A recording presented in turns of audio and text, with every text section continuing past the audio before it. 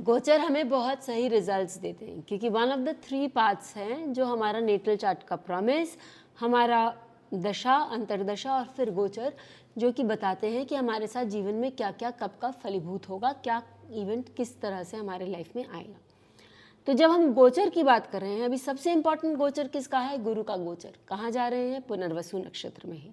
गुरु जो है वो पुनर्वसु नक्षत्र में मार्गी होंगे, तो उसके क्या रिजल्ट होंगे, चलिए आज इस वीडियो में हम उसकी बात करते हैं। पुनर्वसु नक्षत्र की कगार पे यानी 20-21 डिग्रीज के बीच में गुरु जो है वो हम मार्गी होना शुरू करते हैं। ये बात मैंने आप लोगों को बहुत पहले बताई थी जब गुरु जस्ट मिथुन राशि में आए थे कि गुरु जब पुनर्वसु नक्षत्र में वक्री से मार्गी होंगे तब वो अपने असली रिजल्ट्स देंगे। 11 मार्च को गुरु की स्थिति होने वाली है, वो मार्गी होने वाले हैं पुनर्वसु नक्षत्र में मिथुन राशि में। तो अब जो प्रभाव हम इतने महीनों से चाह रहे थे गुरु का स्ट्रॉन्ग इफेक्ट, वो हमें देखने मिलता है। ऐसा क्यों? क्योंकि गुरु जो है वो अपने रिजल्ट्स बाद में देते हैं, शुरू में नहीं देते हैं। और पुनर्वसु का मतलब होता है कि सेकेंड टाइम अराउंड आपको अच्छे रिजल्ट्स मिलेंगे।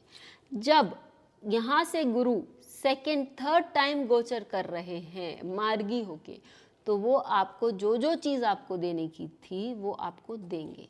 अब गुरु आपके एकादश भाव यानी मेष लग्न वालों के लिए आपके एकादश भाव को देख रहे हैं।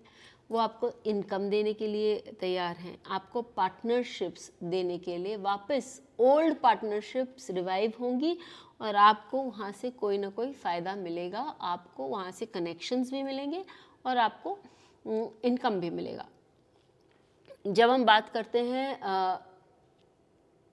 वृषभ लग्न वालों के लिए, तो उनके लिए ये आपका द्वितीय भाव और 8th हाउस को कंबाइन करता है, आपके 10th हाउस को कंबाइन करता है। तो कुछ काम जो है जो आपके छूट गए थे वो वापस आपको मिलेंगे, आपको वहाँ वापस नेम एंड फेम मिलने की चांसेस हैं। और जो रिसर्च में आप ओरिएंटेशन कर रहे हैं, जो पढ़ाई करना चाह रहे हैं, वो भी आप वापस पूरे जोश से काम शुरू कर सकते हैं।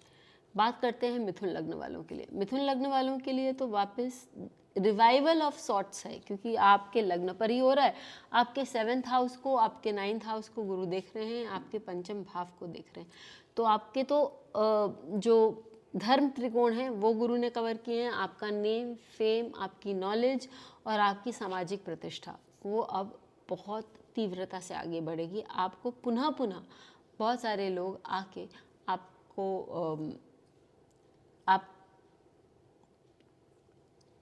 आपका अभिनंदन करेंगे या आपको नेम एंड फेम प्रदान करेंगे। चलिए बात करते हैं कर्क राशि वालों के लिए।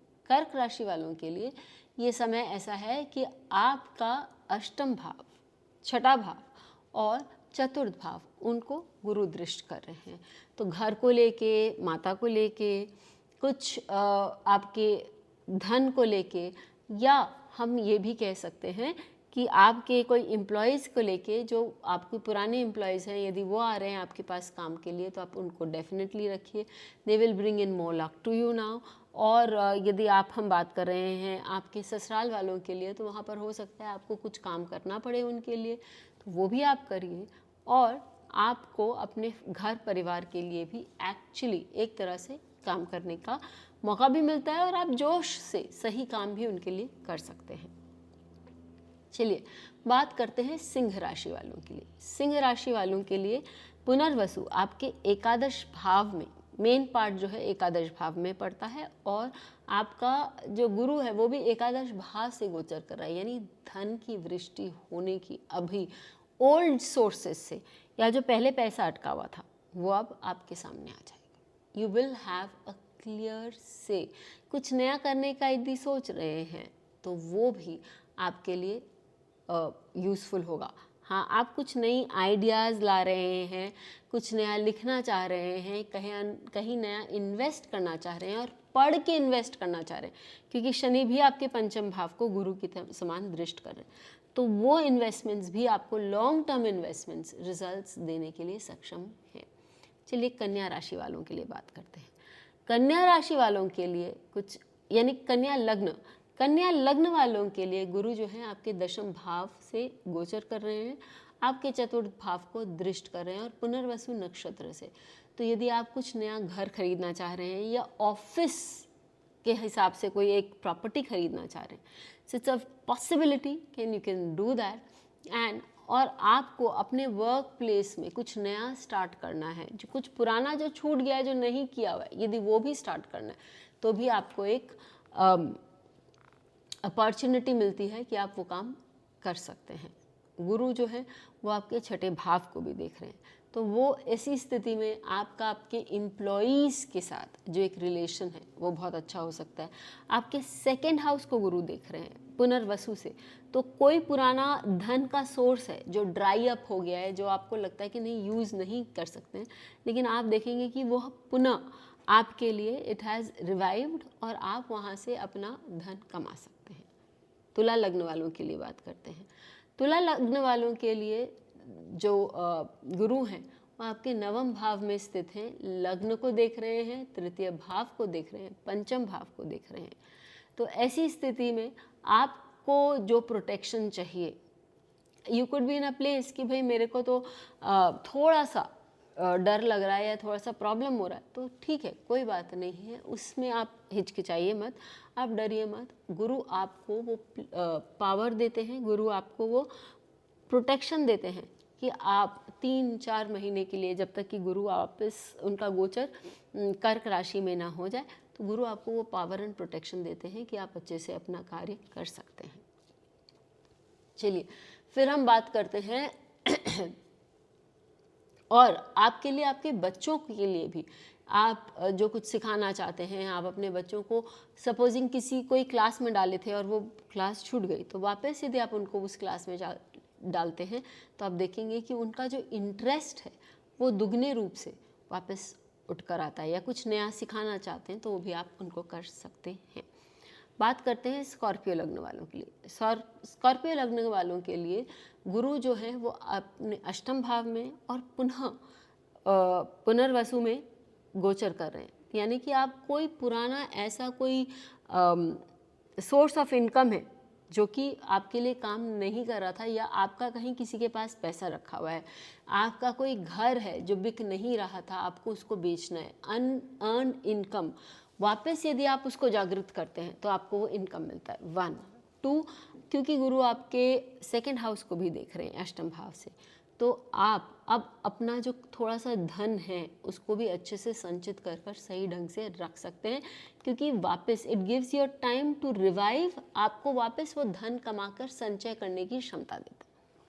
अब गुरु यदि आपके चतुर्थ भाव को भी देख रहा है तो घर में भी कहीं ना कहीं पीस एंड हार्मनी आपको दिखाई देगी, अलग ढंग से आएगी लेकिन आएगी।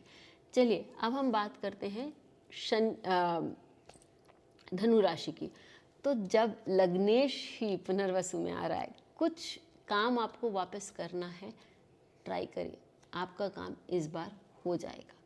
और शनि भी इसको देख रहे हैं, तो सोच समझ के वो डिसीजंस लीजिएगा, they will be good for you. अब क्योंकि गुरु आपके तृतीय भाव को भी देख रहे हैं, तो आपके फ्रेंड्स और आपके कज़न्स, आपके छोटे भाई बहन, वो भी आपको आपके कार्य में असिस्ट करेंगे, probably in a different manner, लेकिन वो जरूर आपको असिस्ट करेंगे। और गुरु आपके एकादश भाव को भी देख रहे हैं, तो जो ओल्ड कॉन्टैक्ट्स है, जो फॉरेन कॉन्टैक्ट्स है, उनको अलग ढंग से अप्रोच करिए, they will also bring in money for you. और अब हम बात करते हैं मकर लग्न वालों के लिए। मकर लग्न वालों के लिए गुरु आपके छठे भाव में बैठे हैं। ऐसा कोई कंपटीशन नहीं है जो अब आप वापस अटेम्प्ट करना चाहते हैं और आपको उसमें रिजल्ट्स अच्छे न मिले, क्योंकि छठे भाव का गुरु आपको अच्छे कॉम्पिटिटिव रिजल्ट्स देता है। आपको 12th हाउस में देख रहा है, तो जहां आपको कहीं विदेश यात्रा करना हो या पुरानी ऐसी जगह जहाँ आप वापस जाना चाहते हैं, गुरु आपको वो विदेश यात्रा भी देंगे। और सेकेंड हाउस में देखने के कारण गुरु आपको मनी सेव करने की भी क्षमता देते हैं। चलिए बात करते हैं कुंभ लग्न वालों के लिए। कुंभ लग्न वालों के लिए कुछ ऐसा है कि गुरु आपके लग्न को भी देख रहे हैं, आपके पंचम भाव से पुनः गुजर रहे हैं। जो लोग सेकेंड टाइम बच्चा प्लान करना चाहते हैं, it's a very easy thing for them to do, क्योंकि गुरु हैज़ द राइट कि आपको वो बच्चे दे सकें। आपके पंचम भाव के ऊपर से ही गुजर रहे हैं। जो लोग नेम एंड फेम के लिए ट्राई कर रहे हैं, this is a great time. उस एरिया में जहाँ आपने एक बार फेल किया है, यहाँ ट्राई करिए या आप ट्राई करिए, गुरु आपको वो नेम एंड फेम देंगे ही। और ये भी कह सकते हैं कि गुरु 9th हाउस में, तो 9th हाउस को भी दृष्ट कर रहे हैं, तो आप कुछ ऐसी विद्या जो आप ने एक बार पहले पढ़ के छोड़ दी है, यदि आप इस बार ट्राई करेंगे, you will see it will give you great results. Finally हम बात करते हैं मीन लग्न वालों के लिए। मीन लग्न वालों के लिए गुरु जो है वो आपके चतुर्थ भाव में है, एकादश भाव और अष्टम भाव को देख रहे हैं। मैं आपको ये बोलूँगी कि एकादश भाव को देख रहे हैं और ये कालपुरुष कुंडली का गेन्स का भी भाव है। साफ साफ है, आपको फॉरेन गेन्स इस बार लिखे हुए हैं। कुछ प्रोजेक्ट्स आपके बाकी रह गए थे, मार्च के बाद ट्राई करिए, 11 मार्च के बाद 12, 13, 15 मार्च से ट्राई करना शुरू करिए, वो प्रोजेक्ट्स रिवाइव करिए, आप देखिए आपको उसमें गेन्स मिलेंगे। गुरु जब देने पर आते हैं तो उनके जैसा कोई नहीं देने का होता है। It's the most benefic planet as is noted across. तो इनका ये पुनर्वसु में जब जागरण है, माँ की यदि हम पूजा करते हैं, माँ को याद करते हैं, यानी कि देवी माँ को, तो गुरु हमें और भी इफ़ेक्टिव रिजल्ट्स देते हैं। ज़रूर लिखकर बताइए कि आपको ये थॉट्स कैसे लगे और आपके लाइफ में मार्च से लेकर मई तक आपने क्या क्या परिवर्तन देखे। फिर मिलेंगे, तब तक के लिए धन्यवाद।